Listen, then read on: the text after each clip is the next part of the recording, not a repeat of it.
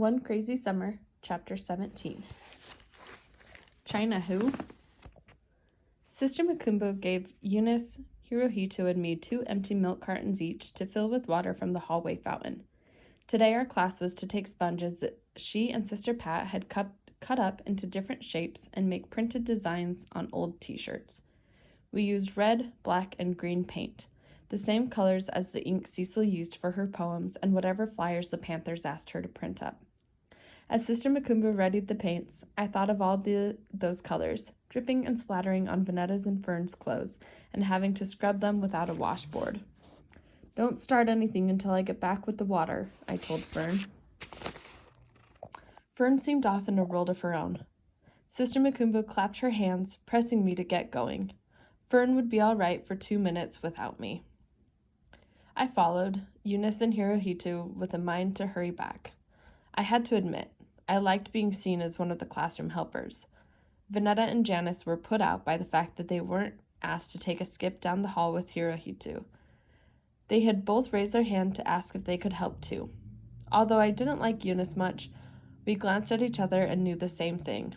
Our middle sisters were boy crazy for Hirohito. He was probably 12 or 13 and only saw Vanetta and Janice as pests he could both mess with and keep at a distance. Hirohito beat us to the fountain. As he filled up his cartons, I studied every feature on his face. I wanted to ask him how it felt to have slanted eyes, hair like pine needles, and coppery-colored skin. Which one was he more, Chinese or colored? If I were Vanetta, I would have at least asked him that, as much as she's always in his face. I would have asked him something interesting instead of, "Do you like short girls or tall girls?" I knew my curiosity didn't excuse my staring or wanting to pry. After all, I certainly didn't like questions about not having a mother. So I scolded myself good while Hirohito filled up his second carton. I should keep my curiosity to myself. I should not stare at his long black eyelashes and coppery-colored skin.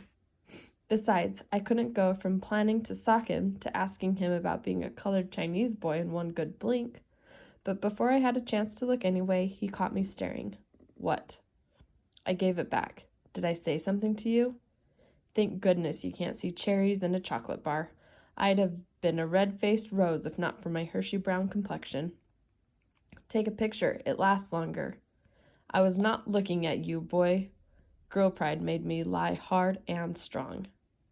Eunice gave me a "were-to" glance, but I couldn't let this boy think I was staring at him, even if he caught me red-faced beneath my brown skin. I couldn't let this boy with slanted eyes and copper-colored skin think I thought a thing about him, because I didn't. "And if you try to run me and my sisters off the sidewalk with that skateboard, I'm going to stomp on you good." We were about the same height, but I hadn't met a boy I couldn't throw down to the ground. But then, I was taller than all the boys I knew. I yelled for you to get out of the way. "Can I help it if you're slow?" He was no Ellis Carter, Anthony, Antony, or the other boys who tapped me from behind and ran. He spoke calmly, with no fear of my boy-throwing abilities. "Well, you shouldn't be skateboarding where people walk." "Girl, that's no skateboard," he said, full of what I guessed was boy pride. "That's my go-kart." "Who cares, China boy?" He gave me a look like he was going to drop both cartons and put up his dukes. One eyebrow went up. "China who?" I was glad he said that because my China you shot out right on time. Eunice jumped in and said, "For your information, he's black and Japanese. Can't you tell the difference between a Japanese name and a Chinese name?" I didn't like having my ignorance shoved at me, especially by the likes of Eunice Ankton. But there I was, not knowing a half-Chinese face from a half-Japanese one. I wasn't looking about to get a better look, so I'd know the difference. Looking at that stupid boy got me red-faced in the first place. The last thing I'd do was own up to my ignorance and then apologize. I turned to Eunice as if Hirohito wasn't there. "I don't care what he is. He just better watch out when he's riding that skateboard on the sidewalk." Hirohito turned and started walking back to the classroom. "Go-kart." I said, "Forget you, Hirohito." He said, "Forget you, Delphine." Then I said quickly to get the last lick, "Never thought about you."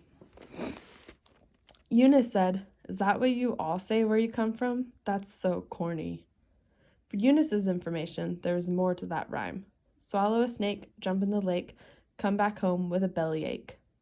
It did sound corny, so I kept it to myself. I don't care. She walked ahead of me. If you knew about Hirohito and Brother Woods, you'd leave him alone. Then I got suckered into a schoolyard comeback I should have seen coming. What about Hirohito and Brother Woods? Wouldn't you know it, Eunice had hips. She made sure I knew that fact as she walked ahead of me. That's for me to know and for you to find out.